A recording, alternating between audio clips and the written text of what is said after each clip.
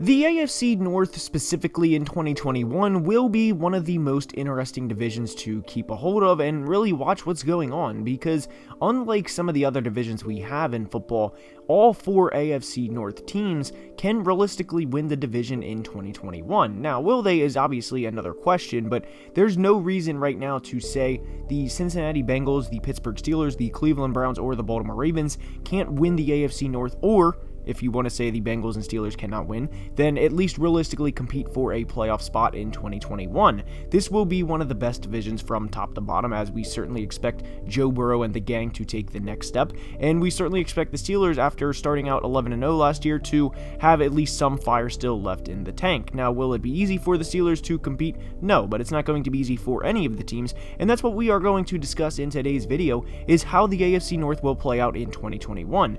Now, we did Super Bowl deep dives on the Ravens and Browns earlier in the offseason, but with training camp and preseason coming up, we are obviously now doing division deep dives and how each team's 2021 season will go. And before we dive into each of the AFC North teams, please like the video and subscribe to the channel, as each only take a second to do, and it would be very much appreciated. Now, let's begin. And as always, we go from worst to first based on last year's standings, so that means we are starting today's video with the Cincinnati Bengals and how they project for the 2021 season. Now, as we know, star quarterback Joe Burrow tore his ACL and MCL prematurely, ending his rookie season, and leading up to that, the Bengals were 2-7-1, and obviously on the surface that does not sound good, and that sounds like the Bengals were absolutely awful, and at times they were, don't get me wrong, but they have a lot to look forward to in 2021, and it doesn't just start with Joe Burrow. They drafted Joe Burrow's former college teammate Jamar Chase, and that offense is going to be very tough to stop. And an underrated free agent signing was left tackle Riley Reiff, who, as we know, Joe Burrow was battered around a lot during his rookie season. Look at the Eagles game when Fletcher Cox absolutely drilled him, and of course when Chase Young drilled him later in the year. So Joe Burrow was beat around a lot in 2020, there's no doubt about it, and the Bengals signed a very good veteran left tackle in Riley Reiff, who, by the way, had the best year far and away of his career in 2020, and got his former college teammate in Jamar Chase.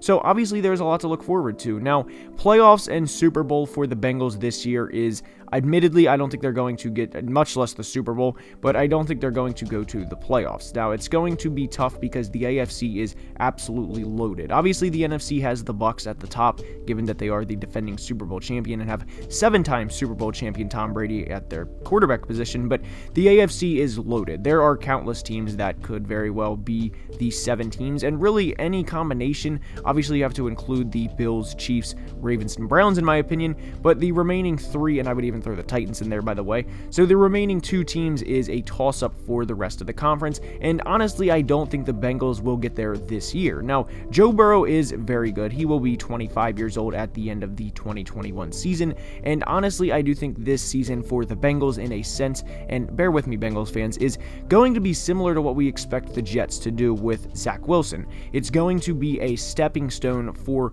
what will be the plan and the future for the Bengals in 2022 and beyond. So realistically, wins and losses wise, I would expect them to be in the 6-11 to 8-9 range. Now, if they go 9-8, it would honestly surprise me, just given how good the AFC is, but I don't think they are going to make the playoffs, and if they do, then good for them. And obviously, as we saw in the college football playoffs in 2020, anything can happen in the playoffs, and Joe Burrow certainly performs his best on the biggest stage.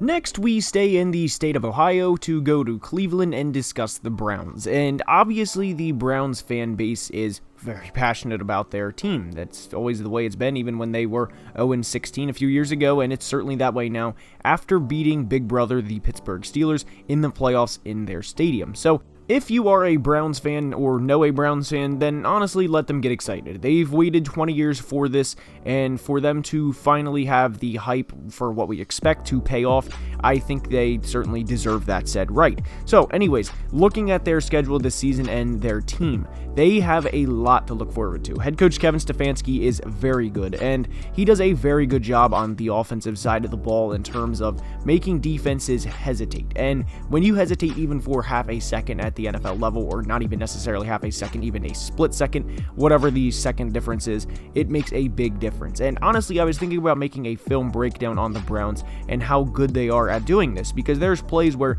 Nick Chubb will run to the right and then they'll have the same exact look the next play, and it'll be a play action pass to Harrison Bryant or Austin Hooper in the flats, and defenses just stress out, and you can see it a lot of the time on tape. And I was really considering doing that to show how good of a head coach Kevin Stefanski is. And with that being said, I absolutely love the outlook for them this season. Now, I do think they are going to start out 0-1, and Browns fans, I hope you can at least acknowledge that that is a very good possibility given that they play at Kansas City, but certainly after that, it gets a little easier, as it does not really get much tougher than starting at Kansas City, maybe at Tampa, but you get the point, right? So I do think Cleveland will be very good in 2020, and I would be very surprised, and I would certainly expect a lot of injuries to happen if they don't make the playoffs. So if there was a lock for me to pick a playoff team from this division, well, I do think the Browns and Ravens are both going to make it, but I certainly think Cleveland will, at minimum, again get to the divisional round of the playoffs. And with that experience from last year, and obviously their offensive line and how much Nick Chubb and Kareem Hunt like to run the football, and how good Baker Mayfield is at what he does, I do think the Browns have a very legitimate case to win the AFC. Now, will they and be able to beat Buffalo, Baltimore, and Kansas City is another thing, but they nearly beat the Chiefs last year, and if it wasn't for an unfortunate turnover and a couple of other things that didn't go the Browns' way, then maybe they very well could have went to the AFC Championship game, and we could have had a Lake Erie showdown between them and Buffalo. So the outlook for the Cleveland Browns in 2021 is as high as it sounds, and the possibility they go to the Super Bowl, not only win the division, but the Super Bowl, is honestly higher than what we've seen in any of the past 20 years. So from one AFC North elite team to another, we go to discuss the Baltimore Ravens. And honestly, what I just said about the Browns similarly applies to the Ravens. And I'm very glad Lamar got a playoff win last year, and for him to start 0-3, especially in the social media era, given how much people like to hate and just, tear down players, would not have been good for Lamar. Now, I do want to say Peyton Manning did start 0-3 in his playoff career and ended up pretty good. So, not to say Lamar is Peyton Manning, but even if he did start 0-3, I think he would be all right. And the Ravens in 2021 are going to also be a very good team. Now, one thing that concerns me for them, that does not concern me with the Browns at all, is pass rush. Can they routinely and consistently get after the quarterback the way the Browns and other elite NFL teams will be able to in 2021? And if they cannot, well, their secondary is pretty good, so at least that will save them a little bit, but even Marlon Humphrey and Marcus Peters cannot cover these guys all day. So having a consistent pass rush will be something the Ravens will need to attack early and often, whether it's blitz packages or a pass rusher breaking out. It is something they are going to need to address, and they did with Odafe Away, their first round pick, but I don't expect him to come in and have 15 sacks as a rookie.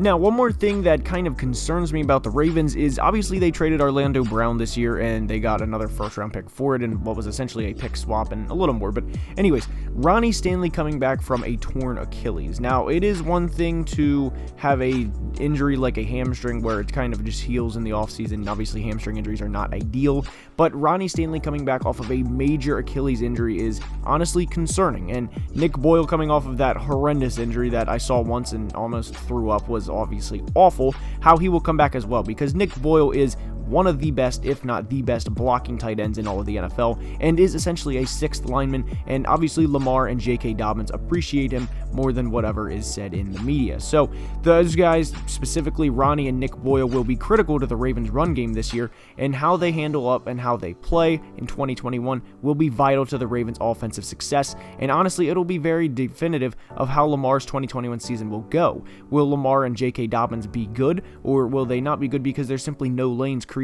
by those two players? And that'll be something to keep an eye on. But with the Ravens, they are a consistently winning franchise. It has been that for much of their existence since they were created in 1996, and I certainly expect them to, at minimum, get to the playoffs, but I do not think they have the offensive firepower to keep up with a Kansas City and Buffalo's of the world, because I do not trust their receiving corps the same way, and hear me out, the same way that I trust Cleveland, Buffalo, and KC's offensive weapons. And the final team, of course, in the AFC North is the Pittsburgh Steelers. And obviously, we know they started out 11-0 last year, and after that, it was a train wreck down. And it was not good for them after that said 11-0 start. And honestly, in 2021, I don't think they're going to be all that good. If they get 11 wins this year in total, not just to start out 11-0, I would be genuinely surprised. And not to say their roster is completely awful, because it's not, but I do have genuine concerns on the offensive line. And we saw Ben last year play timid at times, and they had no running game. And even though they did draft Najee Harris, in a sense, all running backs have to have at least an adequate offensive line, and very rarely do you have a just below average or just god-awful offensive line and have a running back still have 1,200, 1,500 yards and have 10 to 12 touchdowns and be a very productive player. So in a sense, running backs obviously need their offensive line to play good. Now, obviously, I do want to say, I want to shout out Kevin Dotson, the guard for the Steelers. He had a very good rookie season, and he will be a good starter for them for the next couple of years. So Steelers fans, if you were waiting for that, there it is, Kevin Dotson, very good player. But aside from him, I'm not really convinced that the offensive line is going to be all that good. They lost Al Villanueva to the Ravens, and he wasn't like an elite offensive tackle, but to have to replace that certainly is not ideal. David DeCastro retired, as did Pouncey, and very quickly there's 60% of your offensive line gone. And having that new offensive line with Ben and having them have to learn on the fly is not going to be something Ben is going to love. And for that reason, with Ben, who will probably, he doesn't run anymore, he kind of just trots around, but for him to have to make quick decisions all year long, I don't see the Steelers season ending up great and ending with a Super Bowl title for what would be the third of Ben Roethlisberger's Hall of Fame career. Now, to completely write them off and say they're going to be 4-13 would be something else, but I do think they'll be between middle of the pack and above average. I certainly don't think they're going to be elite, and I certainly don't think they're going to be able to go on the road in the playoffs and win multiple playoff games to get to the Super Bowl. So for the Steelers cap this season, I do think that the max they can do is a playoff appearance, or at maximum a playoff win, and then be bounced the next round, because I certainly don't think they have what's in them to go multiple playoff wins and win a Super Bowl. So anyways, that's all I have for today's video. Quickly, last thing by the way before we end, I do think the division standings will go 1 Cleveland, 2 Baltimore, 3 Pittsburgh, 4 Cincy. And although I have Cincy finishing 4th, I don't think they're going to be 4-13. I think they have the potential to get 6 to 8 wins and call it a day. So anyways, that's all I have for today's video. I hope you enjoyed. If you did, please leave a like and subscribe to the channel. It would mean the world. We are very quickly closing in 25,000 subscribers, and with the season approaching, I cannot wait to get more fresh content out on the regular for you guys. So until next time, have a great day. Love you guys. Deuces. Peace.